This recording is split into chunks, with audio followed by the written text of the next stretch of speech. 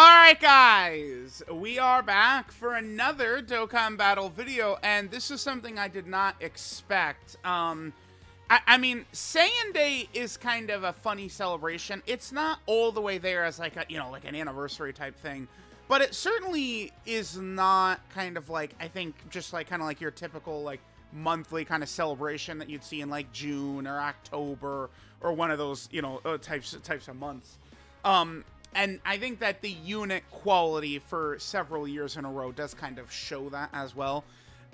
In my experience with the game, the player base in terms of how much they like characters and how much they'll summon for them or, spend money for them, character strength does a lot of times play a big factor. And as we all know, Vegeta is absolutely ridiculous. And Vegeta actually got top grossing. Now, we'll go into exactly how Dokkan got top grossing, but this is obviously pretty good. I do remember we got the transforming Super Saiyan Vegeta for 2019 Saiyan Day. I think that might be the last Saiyan Day that got top grossing. I don't remember if Bardock did in 2020. I don't think he did, but definitely pretty exciting to see that Vegeta has got top grossing, and with how good he is, it does make sense. So let's go and take a look here. So first place in the store, 30 stones and skill orbs. Yeah, there's something that they didn't include. And then we got a couple of Elder Kais. Hey, Amatsu. I mean, listen, free-to-play players matter. They are important to the game, right? Like, it's like people playing the game, like time on the app is a huge metric they care about, right? Like, that's big. So, like, the game dies without free-to-play players. That is true. Like, right? Like, it's not just money. There's also, like, people actually playing the game is big for them, right?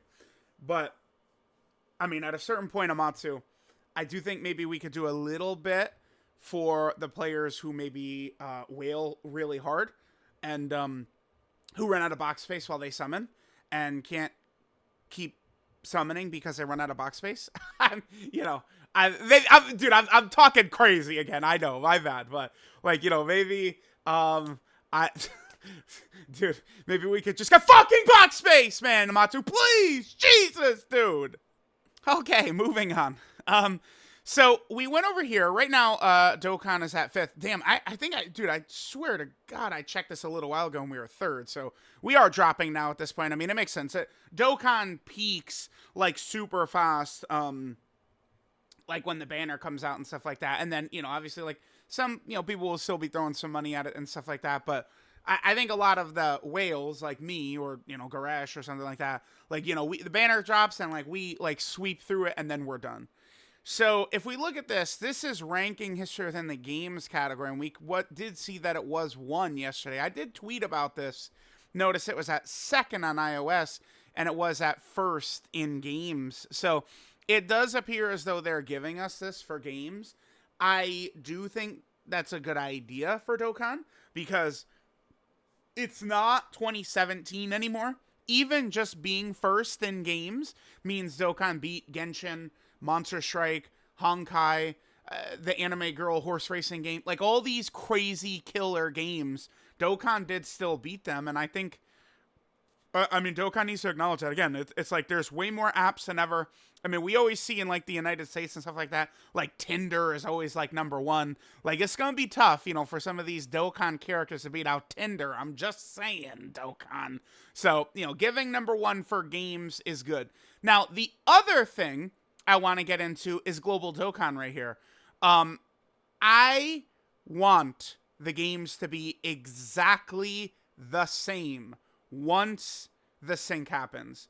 I do not want to see this shit in October when, I don't know, some Zarbon gets top grossing for JP randomly or something like that.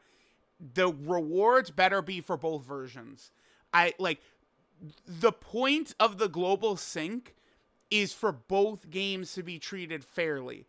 I do not want to see JP get stuff, global get extra stuff. Like, exactly the same is what we want. Complete, fair treatment. So that's what I'm hoping to see once the sync happens. Everything exactly the same. That is the most successful strategy, is just fair treatment across the board. So I do hope Dokkan will dive into that. So let's accept our rewards. Oh boy, stones and potential orbs. So good. 3 Elder Kais. Thanks, Amatsu. You're too kind. Yeah, if only there was this other thing you could have given us. Yeah, would have been nice. Dude, I can't. Like, hello, Amatsu. Hey, dude. What do we have here? Oh, Elder Kai Banner. Yeah, sure, we'll jump into that. I already did Rainbow Vegeta and King Vegeta, but I'll do a few summons here. Get us to that 10-minute mark. we'll do a few summons. I don't mind. And we could talk about it. Yeah. So I don't know. I mean, I don't believe global hit top grossing. I guess to be fair, I wasn't looking super hard. But again, as I mentioned, I would. There was a time before. I don't. It might have been Vegito Blue and Rose, the Tech Vegito Blue SCR Rose. I'd have to go back and double check. There was a time global hit top grossing and JP got a reward for it. That did happen before, right? They said, you know, the overseas version, you know, hit #1 in the store, have this reward. Like that was a thing that did in fact occur. So I need the games to just be treated completely the same. That's because that's because like, okay, so like if you're like an English speaking like person or something like that, or I don't know, I guess like the Dokkan did do a good job adding a bunch of languages, right? Like we've got like Spanish in there now. There's French. Like, you know, I know there's other languages. Like they did a good job, so like people could play Dokkan in whatever language they, you know, their first language. That's good. That's a good thing. But I do want like just everything to be the same. Like I want the only difference between what version of Dokkan you're playing is just the language in it. Oh. Okay. Sure. Whatever. Sure, dude. Sure, we'll take it. I'll take it. These are just... I'm just doing extras, so I could use this. This will be the SSR. Yeah. Okay, sure. Whatever. These are just extra... just a couple of extra summons for this video, but... okay, it was worth it. That gets me a new Link level character. Vegeta is a good Link level character because Vegeta has 9 links, right? Because he has 2 new links once he goes Super Saiyan. And he has a good leader skill, right? Like I could Link level a Vegeta family team, you know, because I've showed people my Link leveling strategy that I've mainly used over like the last year or so, which is the Yamchas. Like I'll use Yamcha as my leader and run all my Earthbred Fighter characters, and then Yamcha is like the supreme Link level character, because Yamcha, you know, you could fire out his active skill, boom, boom, boom, boom, just by having a full Earthbred Fighter rotation. So Yamcha is the greatest Link level character there is. So like I love using Earthbred Fighter characters like that, but you know, now at this point I'm left with only a few Earthbred Fighter characters who aren't Link level 10, and I just have the waves of like Bardoks and Vegetas and stuff like that. You know, characters who are not Earthbred Fighters, who I do still have to Link level. So, you know, I don't. The other thing I'm gonna do, I explained this too, is I am going to Baba all of the versions, the extra versions E-Gokus I used to Link level a couple of years ago. That was mostly in 2022. I'm gonna straight up Baba all of those. I mean, my box space is right at the limit.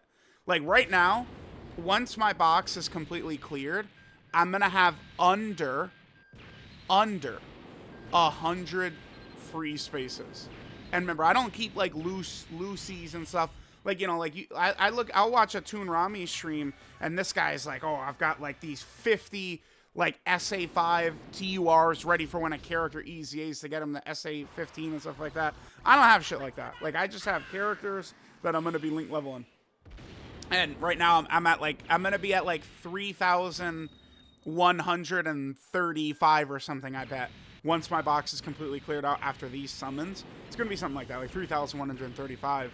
And I'm less than 100 away. I mean, I don't know what JP Dokkan is doing, because the last 3 or 4 times we hit top grossing, they didn't give us box space. Like, I don't, it doesn't make sense. I mean, that's an extra 20, 25, 30, 35 box space I could have had. You know, that's 35 characters.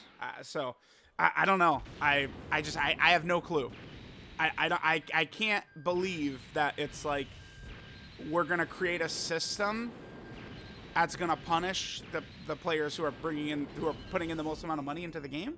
Seems very odd. Last multi right here. Unless if we get Vegeta or King Vegeta, I'll do one more after this. We'll go until we have a multi without Vegeta or King Vegeta, and then we're done. But yep, there's my thoughts on a lot of different stuff. Please give me more box space. I'm begging.